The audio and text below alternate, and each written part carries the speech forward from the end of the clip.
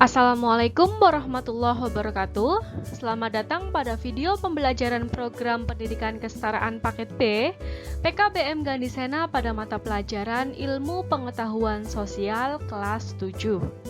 Pada video kali ini kita akan membahas mengenai modul 1 yang berkaitan dengan Indonesia Kaya.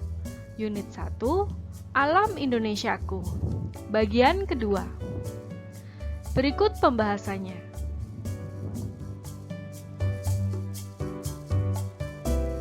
Unit 1, Alam Indonesiaku. Bentuk rupa bumi. Jika pada video sebelumnya kita mempelajari tentang bentuk rupa bumi daratan, pada video ini kita akan mulai dari bentuk rupa bumi di perairan. Yang pertama ada danau. Danau adalah genangan air yang sangat luas dan dikelilingi oleh daratan. Ada dua macam danau, yaitu yang pertama danau alami. Danau yang terbentuk karena letusan gunung berapi. Danau alami yang bentuknya kecil disebut dengan sendang atau telaga. Contoh danau alami di Indonesia adalah Danau Toba di Sumatera Utara. Danau ini memiliki ukuran panjang sekitar 100 km, lebar 30 km, dan kedalaman sekitar 505 meter. Yang kedua ada danau buatan. Danau buatan disebut dengan bendungan atau waduk. Waduk dibuat dengan membendung aliran sungai. Contoh danau buatan di Indonesia adalah Waduk Gajah Mungkur di Wonogiri, Jawa Tengah. Di sebelah kanan telah ditampilkan gambar dari penampakan Danau Toba yang ada di Sumatera Utara.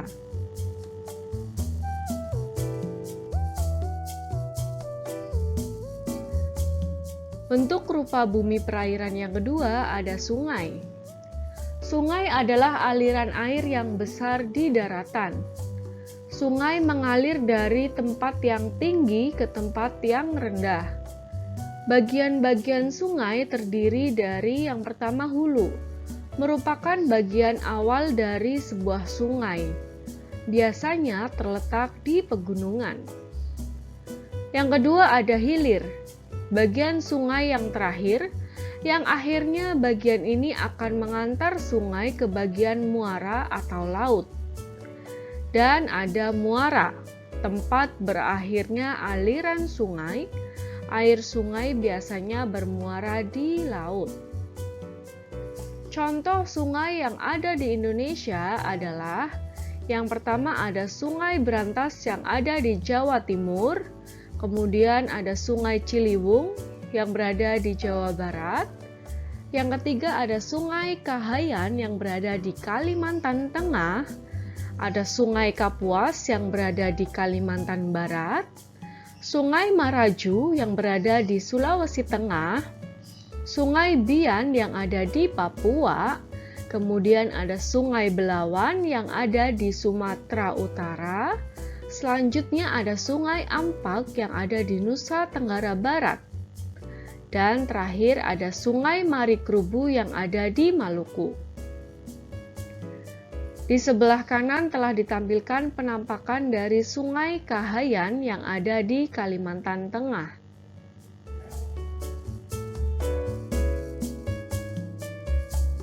Bentuk rupa bumi perairan yang selanjutnya adalah lautan. Lautan adalah daerah perairan yang sangat luas. Wilayah lautan terdiri dari samudra, laut, selat, teluk, tanjung, dan palung. Penjelasan dari masing-masing wilayah lautan tersebut adalah sebagai berikut. Yang pertama ada samudra. Lautan yang sangat luas dan dalam. Misalnya, Samudra Pasifik, Samudra Hindia, dan Samudra Atlantik. Yang kedua untuk wilayah lautan adalah laut. Laut adalah perairan yang sangat luas dan dalam, dan berhubungan dengan samudra. Misalnya Laut Jawa yang ada di utara Pulau Jawa, ada Laut Banda yang berada di selatan Pulau Seram, dan Laut Sulawesi yang ada di utara Pulau Sulawesi. Yang ketiga ada selat. Selat adalah laut sempit di antara dua pulau. Misalnya, Selat Madura yang berada di antara Pulau Madura dan Pulau Jawa. Kemudian ada Selat Bali yang berada di antara Pulau Bali dan Pulau Jawa. Dan Selat Sunda yang berada di antara Pulau Jawa dan Pulau Sumatera. Di sebelah kanan telah ditampilkan penampakan Pantai Pasir Putih Pangandaran, Jawa Barat.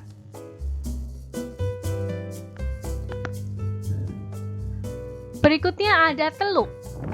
Teluk adalah lautan yang menjorok ke daratan. Contoh teluk di Indonesia adalah Teluk Cendrawasih di Papua, Teluk Tomini yang ada di Sulawesi, dan Teluk Bone yang ada di Sulawesi. Berikut telah ditampilkan gambar dari Teluk Hanauma. Selanjutnya ada tanjung. Tanjung adalah daratan yang menjorok ke laut. Contoh tanjung di Indonesia antara lain Tanjung Puting yang ada di Kalimantan Tengah, ada Tanjung Priuk yang ada di daerah khusus Ibu Kota Jakarta, kemudian ada Tanjung Ringgit yang ada di Nusa Tenggara Barat, dan ada Tanjung Bakung yang ada di Bali. Telah ditampilkan gambar dari Tanjung Ringgit yang ada di Lombok, Nusa Tenggara Barat. Selanjutnya ada palung. Palung adalah jurang yang dalam di dasar laut.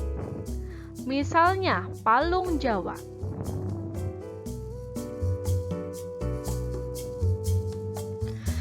Pembahasan berikutnya adalah lahan.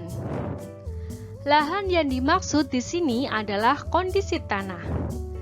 Jenis tanah akan berpengaruh pada kesuburan tanah. Letak geografis dan astronomis di Indonesia memiliki pengaruh yang sangat penting dalam membentuk berbagai macam tanah. Berikut ini penjelasan mengenai beberapa jenis tanah, karakteristik serta persebarannya di Indonesia. Yang pertama ada tanah aluvial. Tanah aluvial merupakan jenis tanah yang terjadi karena endapan lumpur, biasanya yang terbawa karena aliran sungai. Tanah ini biasanya ditemukan di bagian hilir karena dibawa dari hulu. Tanah ini biasanya berwarna coklat hingga kelabu. Karakteristik dari tanah aluvial, yang pertama, tanah ini sangat cocok untuk pertanian, baik pertanian padi maupun palawija seperti jagung, tembakau, dan jenis tanaman lainnya. Karena teksturnya yang lembut dan mudah digarap sehingga tidak perlu membutuhkan kerja yang sangat keras untuk mencangkulnya. Persebaran tanah aluvial. Tanah ini banyak tersebar di Indonesia dari Sumatera, Kalimantan, Sulawesi, Papua, dan Jawa. Berikut merupakan penampakan dari tanah aluvial yang ada di Indonesia.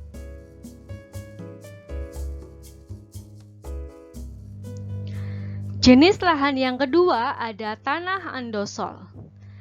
Tanah andosol merupakan salah satu jenis tanah vulkanik di mana terbentuk karena adanya proses vulkanisme pada gunung berapi. Tanah ini sangat subur dan baik untuk tanaman. Karakteristik dari tanah andosol, yang pertama, warna dari tanah andosol adalah coklat keabuan. Tanah ini sangat kaya dengan mineral, unsur hara, air, dan mineral sehingga sangat baik untuk tanaman. Tanah ini sangat cocok untuk segala jenis tanaman yang ada di dunia. Persebaran tanah andosol biasanya terdapat di daerah yang dekat dengan gunung berapi. Di Indonesia sendiri yang merupakan daerah cincin api, banyak terdapat tanah andosol seperti di daerah Jawa, Bali, Sumatera, dan Nusa Tenggara. Telah ditampilkan di sebelah kanan penampakan dari tanah andosol yang ada di Indonesia.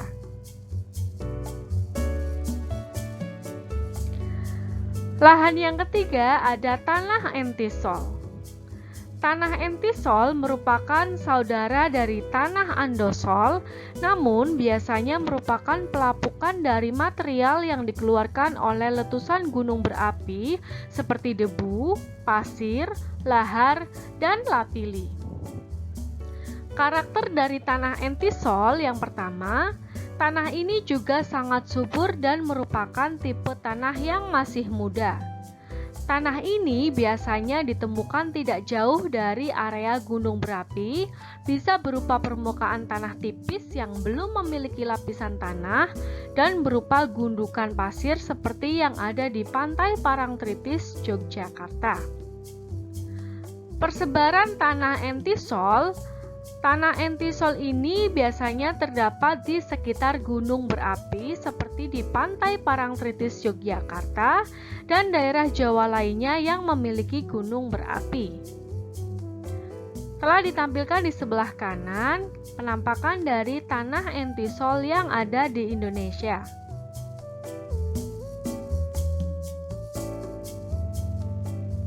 Lahan yang keempat adalah tanah grumusol. Tanah grumusol terbentuk dari pelapukan batuan kapur dan tufa vulkanik. Kandungan organik di dalamnya rendah karena dari batuan kapur, jadi tanah ini tidak subur dan tidak cocok untuk ditanami tanaman. Karakteristik dari tanah grumusol yang pertama, tekstur tanahnya kering dan mudah pecah, terutama saat musim kemarau dan memiliki warna hitam. Tingkat keasaman atau pH yang dimiliki netral, hingga bersifat basa atau alkalis. Tanah ini biasanya berada di permukaan yang tidak lebih dari 300 meter dari permukaan laut, dan memiliki bentuk topografi datar hingga bergelombang.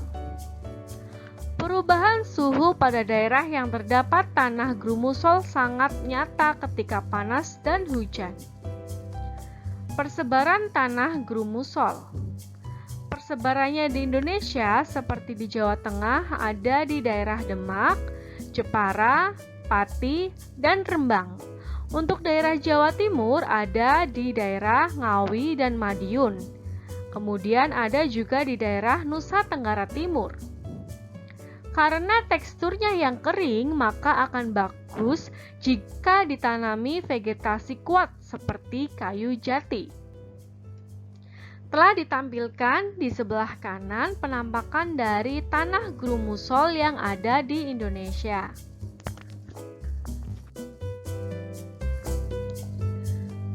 Penampakan lahan yang kelima adalah tanah humus. Tanah humus merupakan tanah yang terbentuk dari pelapukan tumbuh-tumbuhan, mengandung banyak unsur hara dan mineral, dan sangat subur. Karakteristik dari tanah humus yang pertama, tanah humus sangat baik untuk melakukan cocok tanam karena kandungannya yang sangat subur dan baik untuk tanaman. Tanah ini memiliki unsur hara dan mineral yang banyak karena pelapukan tumbuhan hingga warnanya agak kehitam-hitaman. Persebaran tanah humus, tanah ini terdapat di daerah yang ada banyak hutan. Persebarannya di Indonesia meliputi daerah Sumatera, Kalimantan, Jawa, Papua, dan sebagian wilayah dari Sulawesi. Telah ditampilkan pada layar monitor penampakan dari tanah humus yang ada di Indonesia.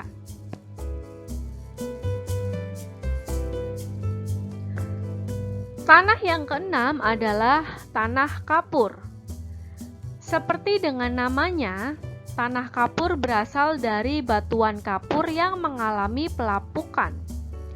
Karakteristik dari tanah kapur yang pertama, Karena terbentuk dari tanah kapur, maka bisa disimpulkan bahwa tanah ini tidak subur dan tidak bisa ditanami tanaman yang membutuhkan banyak air.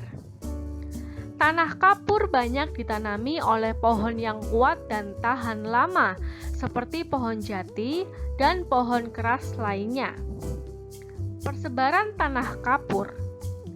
Tanah kapur tersebar di daerah yang kering seperti di Gunung Kidul, Yogyakarta, dan di daerah pegunungan kapur seperti di Jawa Tengah, Jawa Barat, dan Nusa Tenggara Timur. Telah ditampilkan di sebelah kanan layar penampakan dari tanah kapur yang ada di Indonesia.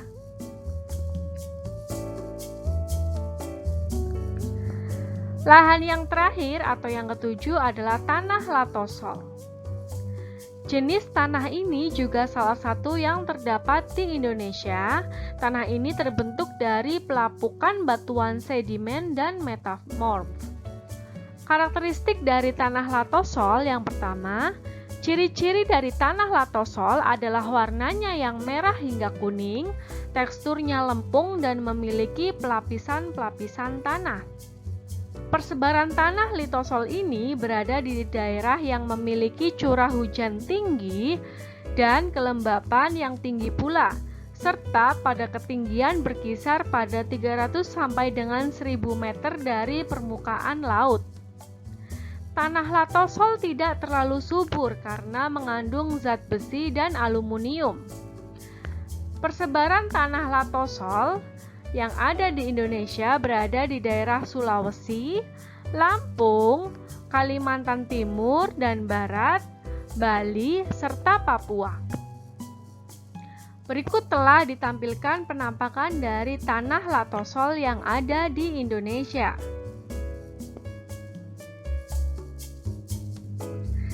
Demikian pembahasan mengenai modul 1 unit 1 bagian 2. Kami dari PKBM Gandhisena mengucapkan terima kasih.